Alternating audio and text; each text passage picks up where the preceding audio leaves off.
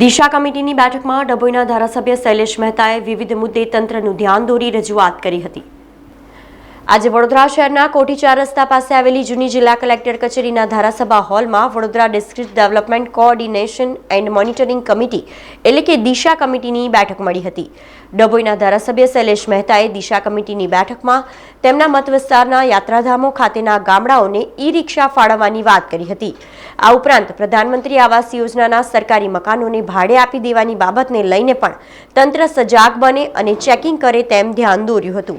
પ્રધાનમંત્રીના નામે અને યોજનાઓના કામો અંગેના યોગ્ય સુપરવિઝનની પણ વાત તેમણે તંત્રના ધ્યાને મૂકી હતી।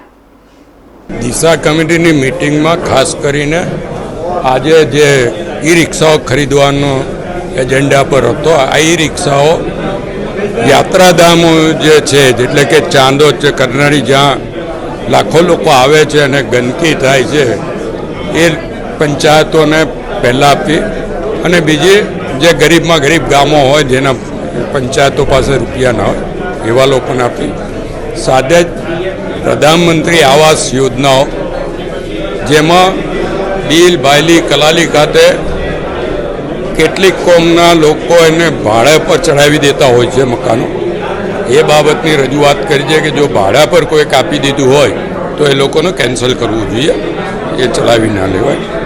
પ્રધાનમંત્રી વીમા ફસલ યોજના જે બંધ થઈ ગઈ છે એના બાબત પૂછ્યું છે કે પ્રધાનમંત્રીના નામની યોજના કેવી રીતે બંધ થઈ શકે।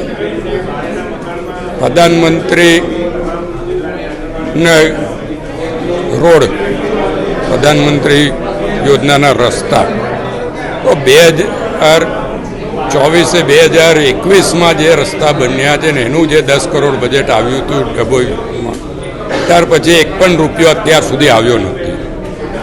તો અહીં એ લોકો પૈસા આપતા હોય પણ અહીંયાથી પ્રપોઝલ જ મોકલવામાં નથી આવતી, તો એની પ્રપોઝલો મોકલવી જોઈએ। એવા અનેક પ્રશ્નો બાબત ચર્ચાઓ થઈ છે। કલેક્ટર અને સાંસદ તરફથી હકારાત્મક જવાબો મળ્યા છે।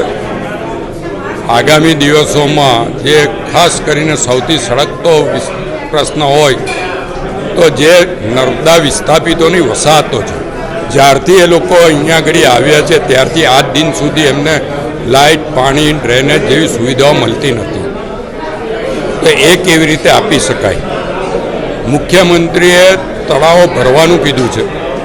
મુખ્યમંત્રીનો આગ્રહ 3 કિલોમીટર કેનાલ જતી હોય તો એ તળાવો ભરી આપવા। અમારા વિસ્તારમાં 1.5 થી 2 કિલોમીટરના ગામોમાં તળાવો ભરવામાં આવતા નથી, તે તળાવ માટે હાઈ પાવર કમિટીમાં મુખ્યમંત્રીએ મંજૂરી આપ્યા છતાં નર્મદા વિભાગ દ્વારા એની પર અમલ કરવામાં નથી આવતો। આ બધી રજૂઆતો આજે કરી છે। મને લાગે છે કે આવતી દિશા કમિટી પહેલાં આ બધાનો ઉકેલ આવશે।